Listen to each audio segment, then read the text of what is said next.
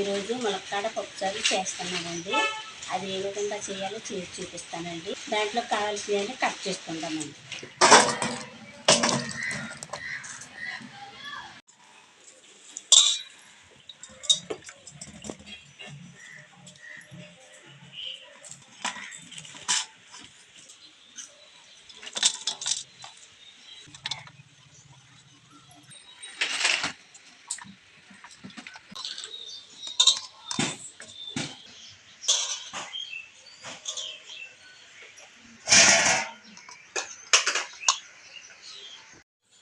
ములక్కాయ పప్పుచారులోకి అన్నీ రెడీ చేసుకున్నానండి.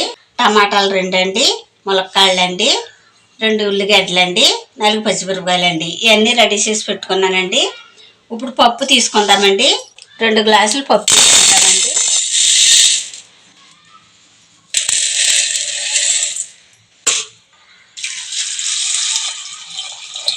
ఇప్పుడు పప్పు శుభ్రంగా కడుక్కుందామండి.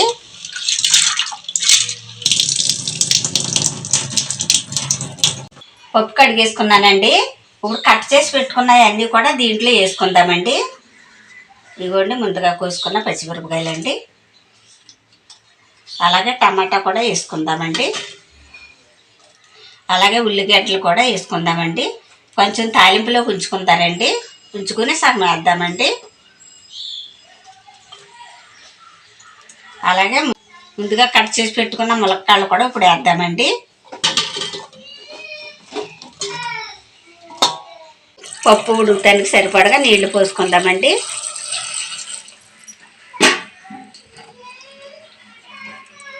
ఇప్పుడు పొయ్యి మీద పెట్టుకుందామండి.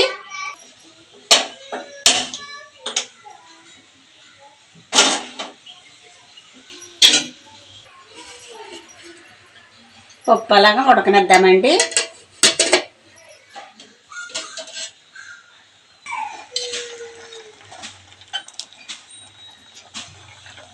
ఇప్పుడు ఇందులో వేయవలసినవన్నీ వేసుకుందామండి. కారం కూడా వేసుకుంటే బాగుంటుందండి. కొంచెం కారం కూడా వేస్తున్నానండి. అలాగే రుచికి సరిపడగా కళ్ళుప్పు వేస్తున్నానండి. కొంచెం నూనె కూడా పోసుకుందామండి. పప్పు బాగా ఉడుకుతుందండి.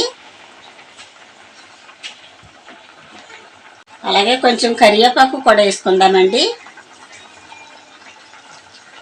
అలాగే కొంచెం కొత్తిమీర కూడా వేసుకుందామండి. ఇప్పుడు కొంచెంసేపు మూత పెట్టుకుందామండి.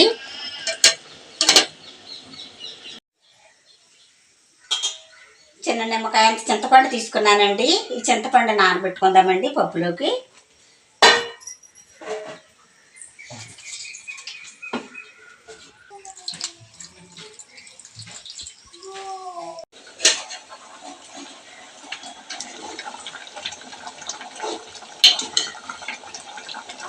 పప్పు ఉడికిపోయిందండి. ఇప్పుడు దిప్పేసుకొని రుబ్బుకుందామండి పప్పు.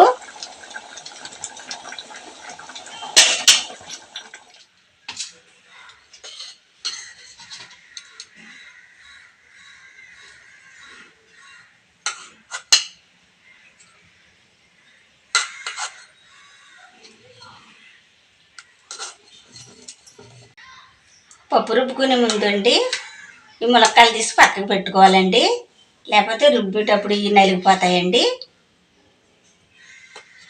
అందుకు తీసి పక్కన పెడుతున్నానండి. ములక్కాయలు తీసి పక్కన పెట్టుకున్నానండి. ఇప్పుడు పప్పు రుబ్బుకుందామండి. పప్పు మెత్తగా ఉడికిపోయిందండి. ఇలా రుబ్బుకుంటే అండి పప్పు రుబ్బుతో రుబ్బుకుంటే బాగుంటుందండి.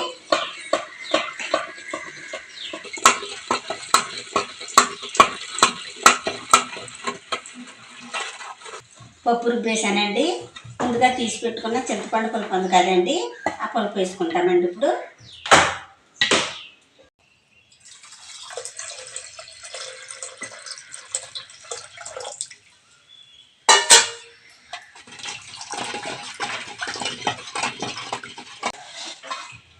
ఇప్పుడు చింతపండు పులుపు వేసాను కదండి, పప్పు ఇప్పుడు 10 నిమిషాలు పొయ్యి మీద పెట్టుకుందామండి.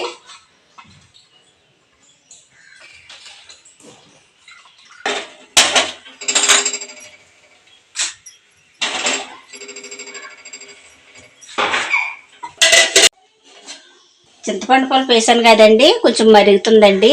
మరిగినప్పుడు వేసుకుంటే ఇడిపోకుండా ఉంటుందని ఇప్పుడు వేస్తున్నానండి. ములక్కాళ్ళు ఇప్పుడు వేస్తున్నానండి.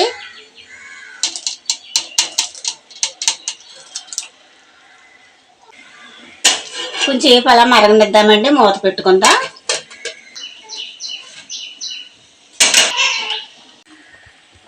ములక్కాడ పప్పుచారు మరిగిపోయిందండి. ఇప్పుడు తాలింపు వేసుకుందామండి. ఇప్పుడు కొంచెం కొత్తిమీర కూడా వేసుకుందామండి.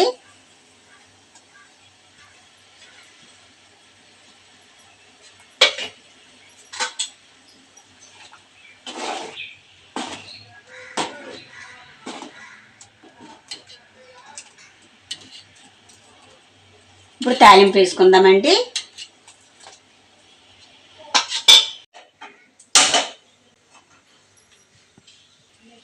మూకుడు వీటెక్కిందండి, ఆయిల్ పోసుకుందాం.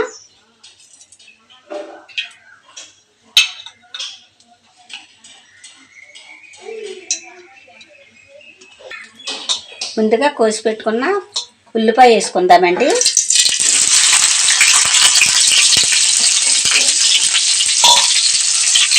అలాగే ఇదిగోండి ఉల్లిపాయ కూడా వేసుకుందామండి.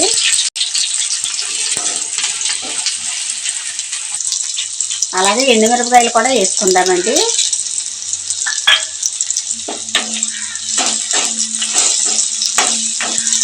మెంతులు కూడా వేసుకుందామండి.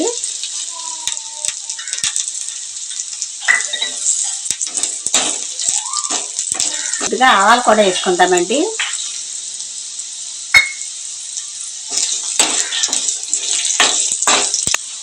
అలాగే కొంచెం జీలకర్ర కూడా వేసుకుందామండి.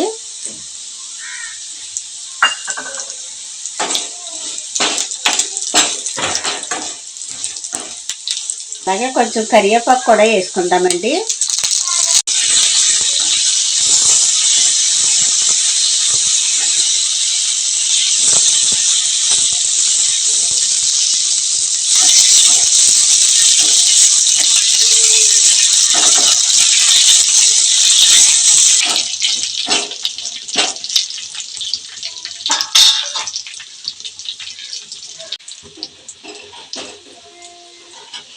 ములక్కాడ పప్పుచారు ఇలాగ వేద్దామండి ఇప్పుడు తాలింపులోని.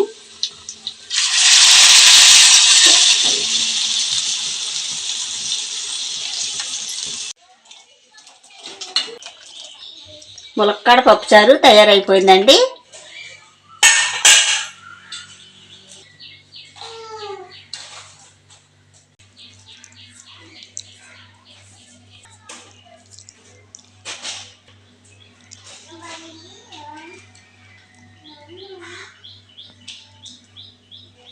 ములక్కాడ పప్పుచారులోకి అండి కోడిగుడ్లు ఫ్రై చాలా బాగుంటుందండి.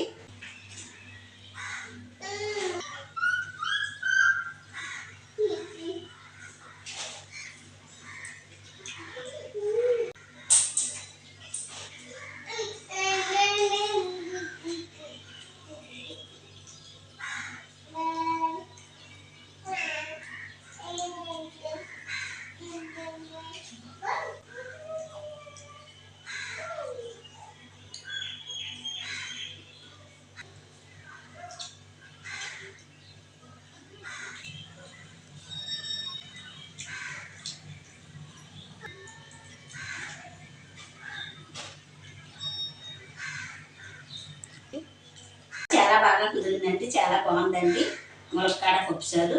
అందులోకి ఏమో గుడ్డు ఇవ్వను కదండి, గుడ్డు ఫ్రై చేశాను. ఆ గుడ్డు ఫ్రై కూడా ములక్కాడ పప్పుచారు చాలా బాగుందండి. మా వీడియో కనుక నచ్చినట్లయితే అండి లైక్ చేయండి. మరో వంటలో మళ్ళీ కలుసుకుందాం. Bye bye.